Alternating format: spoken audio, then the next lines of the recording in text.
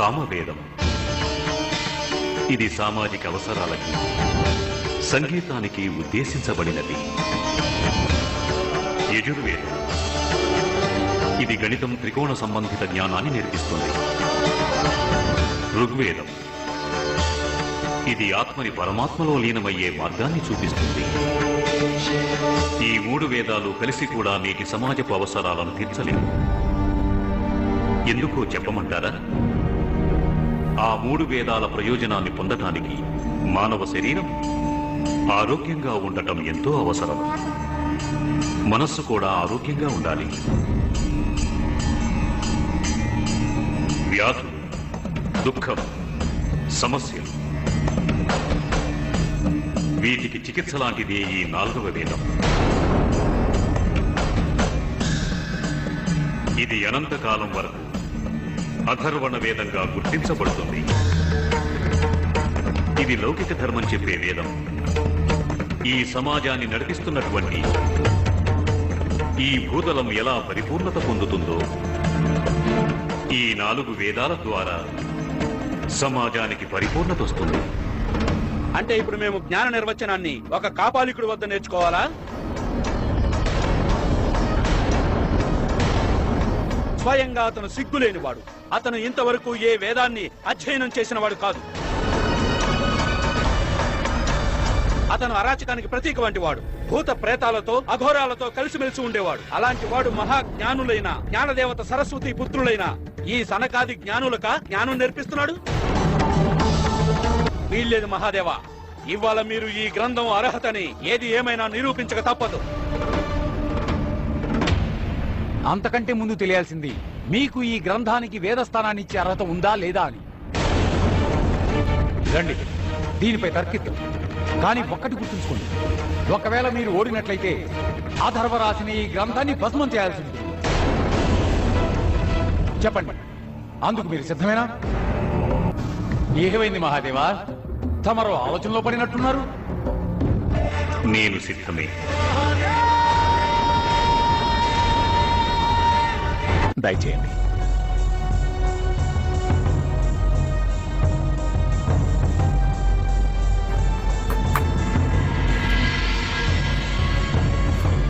ఋషివర్యులారా, ఆసనాలు సిద్ధమయ్యాయి. దయచేసి తమరు మీ ఆసనాలను అధిష్ఠించండి. మేము కూర్చునే ఆసనం దక్షిణ దిశలోనా? అంటే తమరి ఆశ్రమవాసులకు ఆ మాత్రం కూడా తెలీదా? దక్షిణ దిశ అంటే అది మృత్యు దిశ అని. ఋషివర్య, నా అభిప్రాయంలో సకల దిశల్లోనూ భగవంతుడు వసించి ఉంటాడు. అలాంటప్పుడు ఏ ఒక్క దిశను అశుభమని ఎలా అంటారు? ఇది మమ్మల్ని అవమానించడానికి చేస్తున్న ప్రయత్నం మహర్షి. మాకు దక్షిణ దిశలో ఆసనం ఎందుకు వేశారంటే శివుని ఆసనం ఉత్తర దిశగా ఉండడం కోసం. మాకు మా ఆసనాలు ఉత్తర దిశలో వేయకపోతే మేము ఈ తర్కాన్నే ఆరంభించము. ఋషివర్య, తమరు వద్దు మహర్షి. వారి కోరిక మేరకు ఏర్పాటు చేయండి. దక్షిణ దిశగా నేనే కూర్చుంటాను.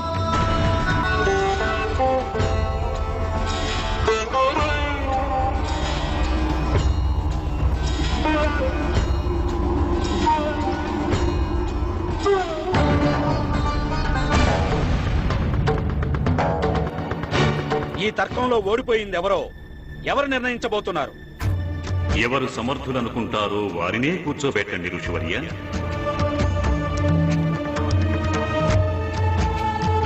వృషభం కూడా జ్ఞానం కలదే. ఈ వాద వివాదం జ్ఞానానికి సంబంధించింది గనుక మనం జ్ఞానదేవత అయిన మాతా సరస్వతీదేవినే వేడుకోవాల్సి ఉంటుంది. అలాగే ఋషివర్య.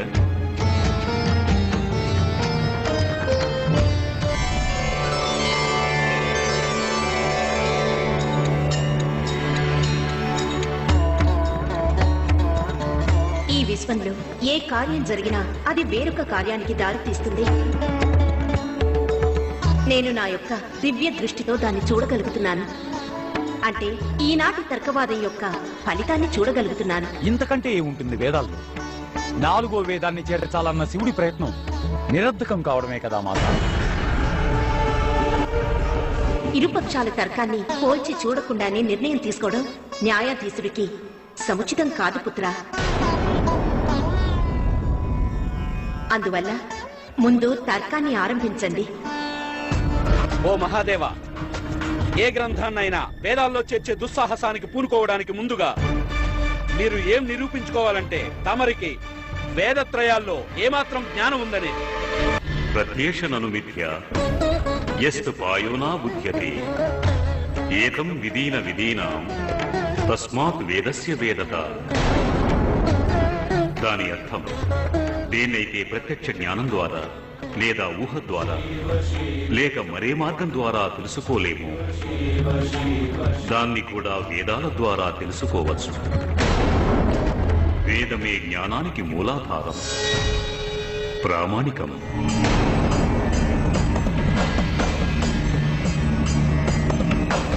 వేద శాస్త్రార్థోగ్యతే యత్ర తద్భాషమే వసతి ఏవలోకే దృశ్యంతే బ్రహ్మమయాయ కల్పతే.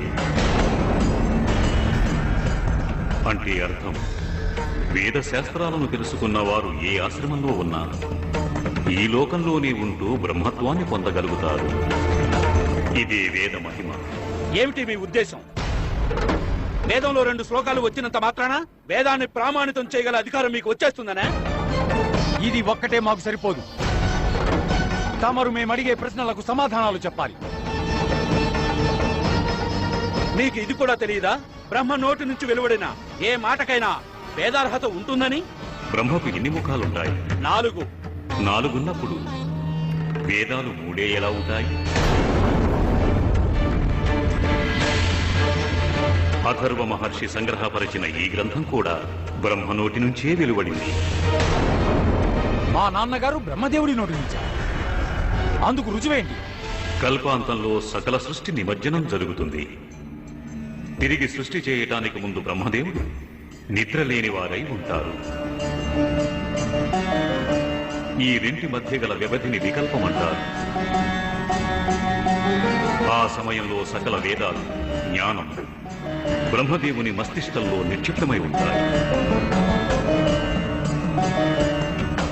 నవకల్ప సృష్టికి ముందు ఆ సకల జ్ఞానము బ్రహ్మదేవుని మస్తిష్కం నుంచి అంతరిక్షంలోకి విస్తరించబడుతుంది. జ్ఞానాన్ని గ్రహించగల, చూడగల శక్తి దేవగణానికి, దివ్య దృష్టి గల ఋషిగణానికే ఉంటుంది. కల్పారంభంలో ఈసారి అలా జరగలేదు. బ్రహ్మ మస్తిష్కం నుంచి 4 వేదాలు వెలువడినప్పుడు అగ్రీయుడనే అసురుడు వాటిని తనలో ఇముడ్చుకున్నాడు. దేవతలు ఆ అసురునితో యుద్ధం జరిపి సామవేదం, యజుర్వేదం, ఋగ్వేదం మాత్రమే స్వాధీనం చేసుకున్నారు. అయితే యుద్ధంలో గాయపడిన ఆ అసురుడు బాధతో నా శరణు కోరాడు. తను అసురుడైనప్పటికీ వేదాలను పానం చేసినవాడు. నేనతనికి వరాన్ని ప్రసాదించాను. వేదాలను తనలో ఇముడ్చుకున్న పుణ్య ఫలితంగా ఆ అసురుణ్ణి మంత్రసష్ట అయిన అథర్వ మహర్షిగా జన్మిస్తావని వరమిచ్చారు. చతుర్వేద మంత్రాలు కనిపిస్తాయని చెప్పాను. ఆ మంత్రాలను సంగ్రహించి ఈ లోకానికి అందించమన్నాను. ఇది అసంభవం. ఇదే కనుక నిజమైనట్లయితే మా తండ్రి గారైన బ్రహ్మదేవులు మాకు ఈ సంగతి చెప్పేవారు. మేము తక్షణమే మా తండ్రి గారైన బ్రహ్మనే ఇక్కడికి రమ్మంటాం. బ్రహ్మ రాకతో మీ సంశయం తీరిపోతుందంటే నాకే అభ్యంతరమూ లేదు. శివుడు అసత్యమాడారని ఆరోపణ చేస్తూ మహాపాపానికి ఒడిగట్టదు. అథర్వ మహర్షి గ్రంథ రూపంలో సేకరించిన వాటిలో లిఖించిన ప్రతి ఒక్క పదం నా నోటి నుంచే వెలువడింది. నిరభ్యంతరంగా దానిని 4వ వేదంగా అంగీకరించండి.